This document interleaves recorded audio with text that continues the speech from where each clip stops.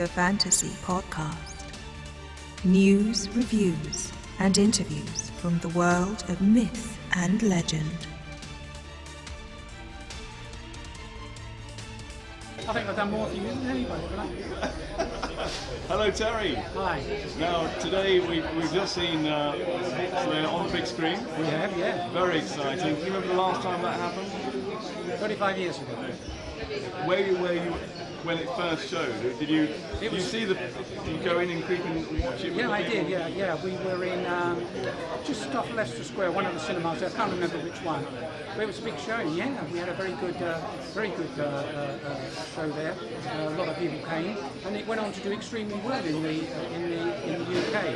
Unfortunately, when we went to the US for the release there, ITC collapsed and the release got cancelled. So we never really made that big breakthrough in America. But hopefully with the sequel, we'll be able to do better.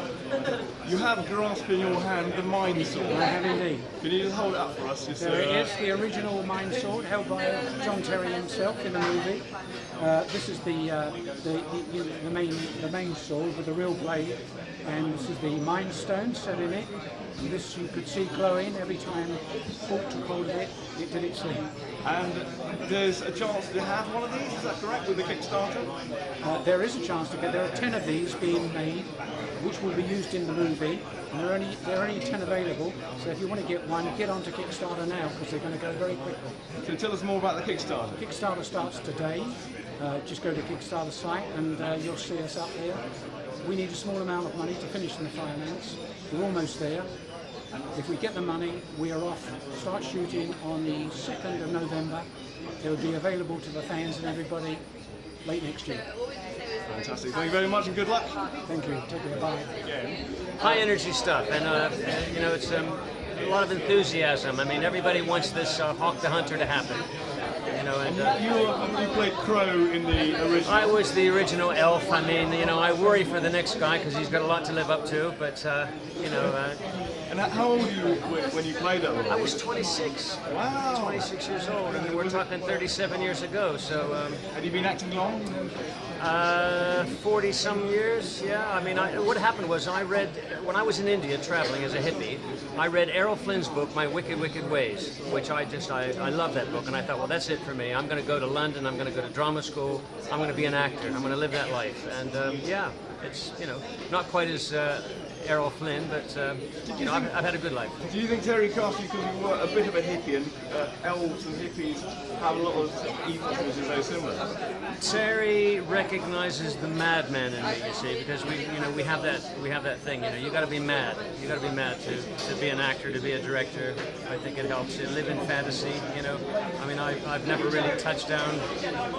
I'm an old hippie. I don't want to say what I did, but we can guess. And now you live in the UK. Yeah. And in Orlando, aren't you? I've got an estate. 12 acres of small holding in Devon. Yeah. And woodlands? Woodlands, parkland, walled garden, the lot. Yours for $9.50, as I said. And tell us about your role in the new Hawk the Hunter. I'm going to play a character called Bowman, who is he's an elder elf. He's the one who makes the magic arrows for the elves to shoot, and he has a lot of wisdom. And I won't tell you what happens to him in the film, but yeah, it's a good part. Good part. Thank you very much. Well, good luck. I hope it all comes to fruition. And, it's going to happen. It's going to happen. And I've had a wonderful day. Thank you. My name's Jason Kingsley. I'm CEO and creative director of a company called Rebellion.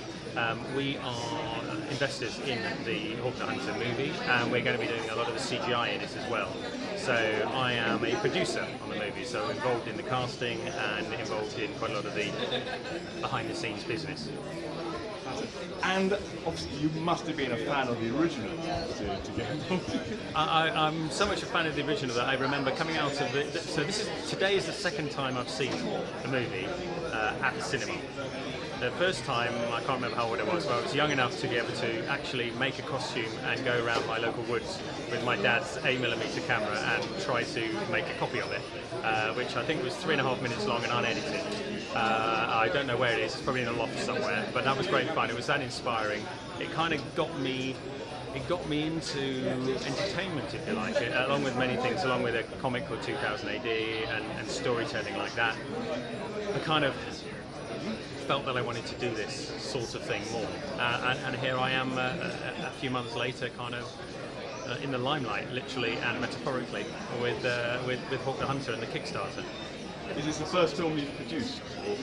I was producer on Dread movie, so I've made with DNA Films. I made the Dread movie, and this is the first sort of smaller scale independent movie of this type that I've been involved in. So I kind of know how the movie business works, sort of. Although anybody who claims to know how the movie business works is probably lying. And there's a game to go along with this if everything goes okay. Yes, we're putting our plans together, very, very early stages. Obviously, it'll be set in Hawk's world. What characters we'll use, what the nature of the gameplay will be, we're not sure yet. What kind of scale of budget it will be.